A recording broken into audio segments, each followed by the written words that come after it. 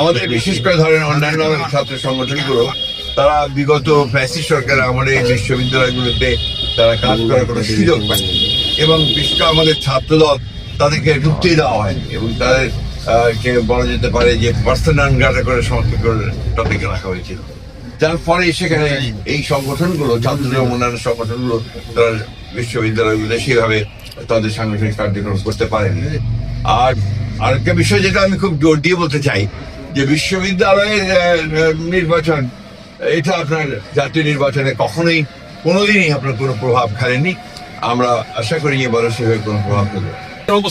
আমার মনে হয় যে এটা যারা ফেসবুকে আপনারা দেখবেন এই ধরনের ব্যাপার আমাদের পার্টির স্ট্যান্ড সেটা নয়। আপনারা জানেন যে গণভোটে আমরা নিজেরাই একই দিনে গণভোট এবং আপনার জাতীয় সংসদ নির্বাচন হয়েছিলাম, সেভাবেই হয়েছে এবং এই সংসদের আপনার যে সংস্কারগুলো নিয়ে গণভোট হচ্ছে সেই সংস্কারগুলো তো আমারই আপনার বহু আগে আপনার 2016 সালে এবং 2023 সালে আপনার দফার মাধ্যমে আমরা সেটা জাতিসংঘের প্রস্তাব তুলে ধরেছিলাম। সুতরাং সংস্কার তো আমাদের মজ্জান্ত, সংস্কারকে জনগণ প্রক্রিয়া সেখানে সংস্কার থাকবে, সেখানে না বলার কোনো কারণ আছে বলে আমার কাছে মনে হয়। ভিডিও দিয়ে আপনার আমি আই ডোন্ট থিঙ্ক এই সমস্ত আপনার ফেক বহু অসংখ্য ভিডিও বেরোচ্ছে সেটা থাকতে পারে। হ্যাঁ, তবে যেহেতু কয়েকজনের উপরে আপনার আক্রমণ হয়েছে সেই কারণে হয়তো আমাদের বা অন্যান্য রাজনৈতিক দলেরও কিছু নেতা সেটা একটা সিকিউরিটির জন্য তারা নিতে পারে। কিন্তু আমি সেক্রেটারি জেনারেল বিএনপি আমার কাছে কোনো বেস্ট নেই বলে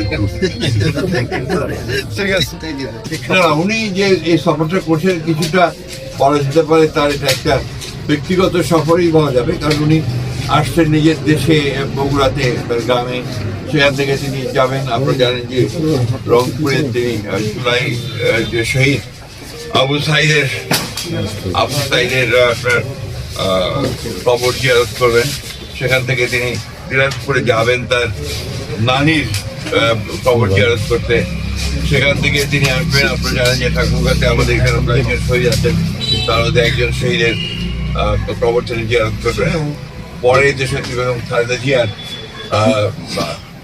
ইন্তেকালে তার আপনার অর্থার্থে একটি আপনার একটা দোয়া মাহফিল হবে, সেই দোয়া মাহফিলে অংশগ্রহণ করবেন এবং সেখান থেকে তিনি পঞ্চগড় যাবেন, পঞ্চগড় থেকে তিনি আবার দ্বিতীয় পুজো। এটাকে বলা যেতে পারে তার একটা ব্যক্তিগত শুভেচ্ছা সফর এবং একই সঙ্গে তার যে দায়িত্ব রয়েছে আপনার এই গণ অভ্যুত্থানের যে সমস্ত শহীদ আমাদের রয়েছেন তাদের প্রতি শ্রদ্ধা জানানোর, সেটা তিনি জানাবেন। আপনারা দেখেছেন যে উনি যখন আসেন সেই সময় আপনার ঢাকাতে নেতা কর্মীরা সাধারণ মানুষেরা তারা আপনার লক্ষ লক্ষ মানুষ জমায়েত হয়েছিল তাকে সম্বর্ধনা জানাতে। এখন এই যখন গ্রামাঞ্চলে আসছেন, জেলাগুলোতে আসছেন, স্বাভাবিকভাবেই জেলার নতুন নেতা কর্মীরা তারা অনেক বেশি উজ্জীবিত হবে।